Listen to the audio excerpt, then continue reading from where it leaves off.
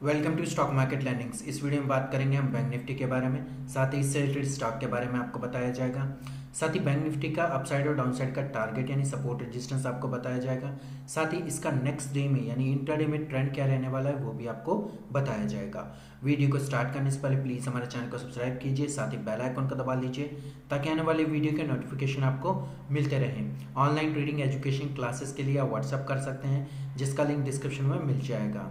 साथ ही bank Nifty, Nifty 50 और stocks की ट्रेडिंग टिप्स के लिए भी आप व्हाट्सअप कर सकते हैं। बैंक निफ्टी का ये वन डे टाइम फ्रेम का चार्ट है। आज के दिन जो एक रैली आई थी पूरी की पूरी, यानी कि पूरी नेगेटिव रैली अगर देखा जाए तो वैसे तो पूरे दिन से चल रही थी, लेकिन जो एक बड़ी रैली आई थी वो आई थी लगभग लास्ट के 45 मिनट के अंदर अंदर, ठीक है।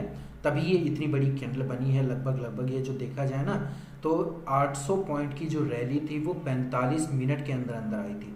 हालांकि गैप डाउन एक अलग चीज़ थी, लेकिन 800 पॉइंट की जो रैली थी पूरा का पूरा कंप्लीट करने में इसको लगभग 2296 लगभग 2300 पॉइंट की जो एक रैली बनाने में लास्ट के जो 45 मिनट थे वो कंप्लीट हुए। यानी कि गैप डाउन तो लगभग 1000 पॉइंट के आसपास हुआ था, ठीक है। ऑल ओवर जो इसकी रैली चली थी अप एंड डाउन की, यानी मोमेंटम जो हुआ था मॉर्निंग में, तो मॉर्निंग में जो मोमेंटम हुआ था वो लगभग 200-300 पॉइंट का ही हुआ था, ठीक है, जो रेगुलर होता ही है, कोई बड़ी बात नहीं है। लेकिन लास्ट के जो 45 मिनट था, जैसे इसने 35,800 को नीचे की साइड में क्रॉस किया ना, ठीक है, वैसे ही काफ़ी बड़ी नीचे की साइड में एक बूम एक रैली आई थी नीचे की साइड में।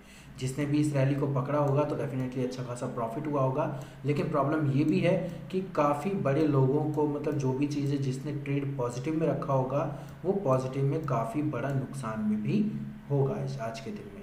तो दोनों तरफ सोच के चलना होता है, ये चीज़ें आपको ध्यान में रखनी होंगी, ठीक है। अब बात करेंगे हम स्विंग ट्रेडिंग के लेवल्स के बारे में। स्विंग ट्रेडिंग के जो लेवल्स हैं, बाइंग लेवल जो रहेगा वो 35,200 का रहेगा, ठीक है। नीचे की साइड में जो रहने वाला है सेलिंग लेवल वो 34,800 का लेवल रहेगा, ठीक है। ऊपर की साइड में जो हमारा रेजिस्टेंस बन रहा है वो रहेगा आपका 35,200 का। ऊपर की साइड में और ज़्यादा अगर आप देखें, क्योंकि अगर गैप डाउन ओपनिंग हो जाए या गैप अप ओपनिंग हो जाए तो उस लेवल के बिहार पे 35,400 का लेवल है। नीचे की साइड में जो लेवल रहेगा वो रहेगा आपका 35,000 का लेवल, ठीक है। 35,000 का लेवल है। इस लेवल को अगर नीचे की साइड में ब्रेक करता है तो डेफिनेटली स्विंग ट्रेडिंग में आप सेल कर सकते हैं, ठीक है।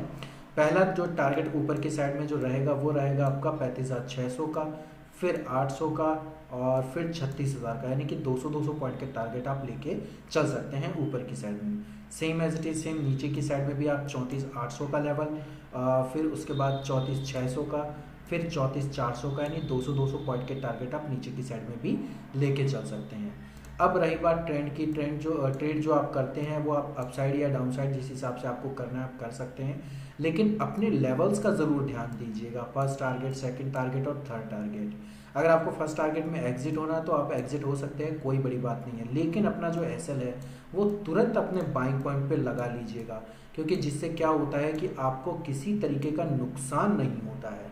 मान लो अगर आपने बाय किया हुआ है, बाय करने के बाद थोड़ा सा अप एंड डाउन का मोमेंटम ज़रूर आ रहा है, लेकिन वो आपके जो बाइंग पॉइंट है उसको छू नहीं रहा है, तो इस हिसाब से अगर कोई और ज़्यादा डाउनफॉल की रैली आ गई तो आपको नुकसान बहुत बड़ा हो सकता है। तो उसी सिचुएशन में जो एसएल है हम अपने बाइंग पॉइंट पे लगवाते हैं। तो ये बहुत ही बड़ा एक मेजर इम्पैक्ट होता है कि आपका जो कैपिटल होता है वो बच जाता है, यानी कि कहीं भी नहीं जाता और कैपिटल काफ़ी अच्छा बच जाता है। तो ये सिचुएशन हमेशा आपको ध्यान में रखनी है, और ये ऑनलाइन ट्रेडिंग एजुकेशन में आपको सिखाया जाता है, क्लासेस में वो सारी चीज़ें आपको बताई जाती है, ठीक है। अब बात करेंगे हम इंट्राडे में, यानी इंट्राडे में जो लेवल्स हैं वो आपके क्या होंगे और साथ ही ट्रेंड के बारे में बात करेंगे। बैंक निफ्टी का ये 5 मिनट का टाइम फ्रेम का चार्ट है। जैसे कि मैंने आपको बताया ना कि इस लेवल से लेके और इस लेवल तक लगभग अगर देखा जाए, यानी यहाँ तक, यानी ओपनिंग यहाँ से हुई थी ना, तो यहाँ तक अगर देखा जाए तो लगभग 37,400 से लेके लगभग 36,100, यानी कि 1300 पॉइंट की एक नेगेटिव गैप डाउन ओपनिंग हुई थी। हालांकि मेरा भी मानना यही था कि गैप डाउन ओपनिंग होगी, लेकिन इतनी बड़ी गैप डाउन होगी वो पॉसिबिलिटी नहीं थी। मुझे लग रहा था कि लगभग 100 से 150 पॉइंट की एक negative momentum gap down opening हो सकती है, फिर उसके बाद ये नेगेटिव रैली देगा ही देगा डेफिनेटली। लेकिन इतनी बड़ी रैली आने के सॉरी इतनी बड़ी गैप डाउन आने के बाद हमारी कोई हिम्मत नहीं पड़ी कि सेल कर दें हम इसको या बाय कर दें। तो इसीलिए जो वॉलेटिलिटी हो रही थी हम इसमें ना तो सेल कर रहे थे, मतलब कोई हमारी वैल्यू थी नहीं इसमें, यानी कि हमने कोई ट्रेड रखा भी नहीं था और किसी तरीके कोई हमने ट्रेड भी नहीं किया था।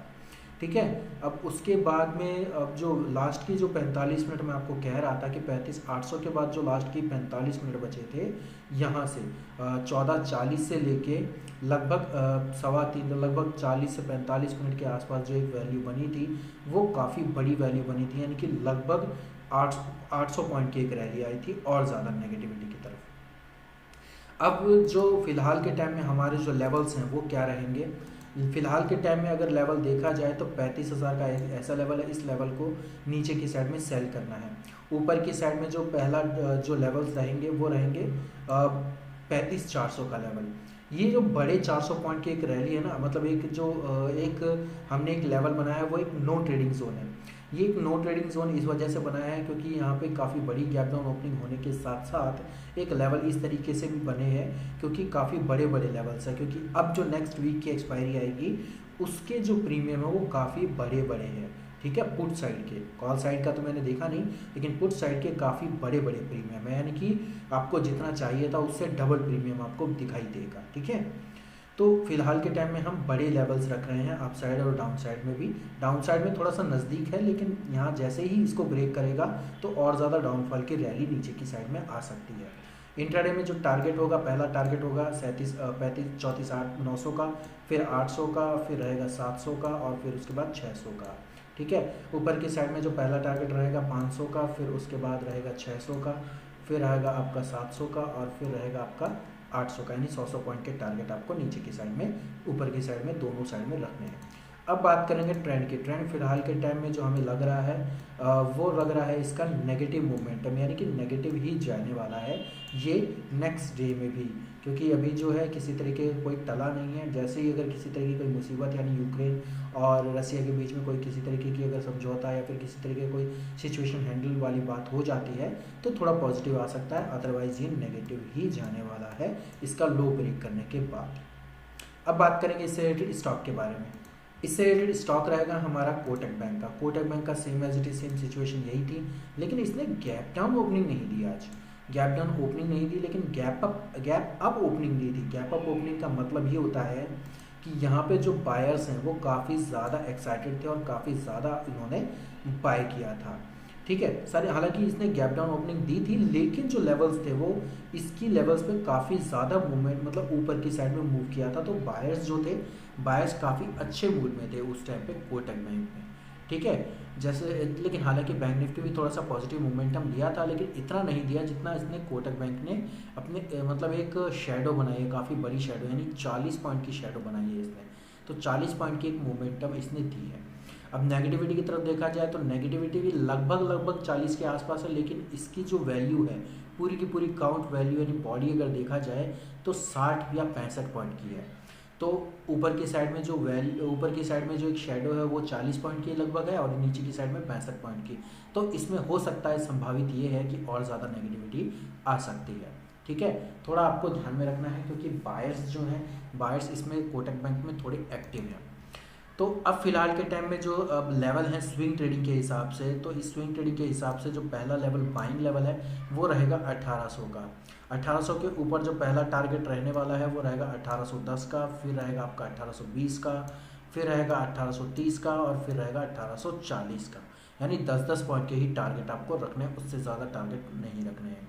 नीचे की साइड में जो पहला लेवल जो रहेगा सेलिंग लेवल 1770 का लेवल है।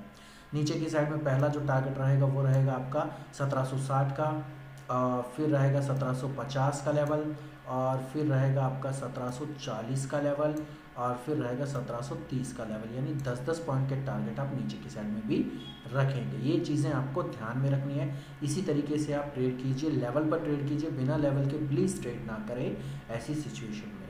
ठीक है, अब बात करेंगे हम इंट्राडे में।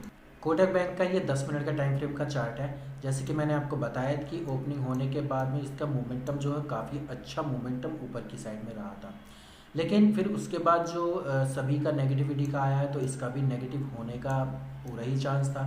तो लास्ट टू लास्ट मोमेंटम ने इसने भी नेगेटिव एक काफ़ी बड़ी रैली दी है। यानी कि देख लीजिए, जैसे कि अगर इसमें देखा जाए, इसमें थोड़ा सा ऊपर की साइड में कर लेता हूँ, हाँ अभी आपको दिखाई दे रहा होगा पूरा, ठीक है। ये वाली जो पूरी की पूरी जो रैली थी, यानी कि लगभग ये वो जो लेवल हमारे हिसाब से ये जो लेवल्स था, ये वाला 1815 के आसपास का जो लेवल था, इस लेवल को ब्रेक करने पर पहला जो टारगेट हमारा था, लगभग पहला 1810 का, दूसरा 1805 का, फिर 1800 का, यानी 5-5 पॉइंट के ही टारगेट हमने इंट्राडे के लिए पहले दिए थे अपने क्लाइंट्स को इस कोटक बैंक में, ठीक है।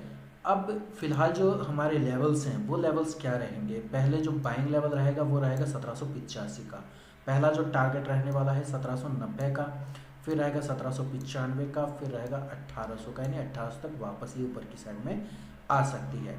नीचे की साइड में जो सेलिंग प्रेशर रहने वाला है वो रहेगा 1780 का लेवल, फिर पहला जो टारगेट रहेगा 1775 का लेवल, फिर रहेगा 1770 का लेवल, फिर रहेगा नीचे की साइड में और ज़्यादा 1765 का लेवल आ सकता है, आपको देखने को मिल सकता है, ठीक है। ये लेवल्स हमेशा आपको ध्यान में रखना है। इस तरीके से अगर आप लेवल पे ट्रेड करेंगे तो डेफिनेटली आपको प्रॉफिट ही मिलेगा, ठीक है। अब फिलहाल हम जो बात करेंगे, अब बात करेंगे हम इसके ट्रेंड के बारे में। ट्रेंड जो फिलहाल के टाइम में हमें लग रहा है कि पहले इसने थोड़ा सा एक कंसोलिडेशन दिया था, फिर उसके बाद जो एक मोमेंटम है काफ़ी बड़ी नेगेटिविटी की तरफ एक रैली दी थी इसने, ठीक है। अब अगर इसका लो ब्रेक होता है, यानी कि 1770 के आसपास इसका लो ब्रेक होता है, लो अगर नीचे की साइड में आ जाता है तो डेफिनेटली और ज़्यादा नीचे की साइड में जाने की संभावना है कोटक बैंक की। वीडियो अगर आपको अच्छा लगा, वीडियो को लाइक कीजिए, चैनल को सब्सक्राइब कीजिए, साथ ही बेल आइकन को दबा दीजिए ताकि आने वाली वीडियो के नोटिफिकेशन आपको मिलते रहें। ऑनलाइन ट्रेडिंग एजुकेशन क्लासेस के लिए आप व्हाट्सअप कर सकते हैं, साथ ही बैंक निफ्टी और स्टॉक्स की ट्रेडिंग टिप्स के लिए भी आप व्हाट्सअप कर सकते हैं, जिसका लिंक डिस्क्रिप्शन में मिल जाएगा। धन्यवाद।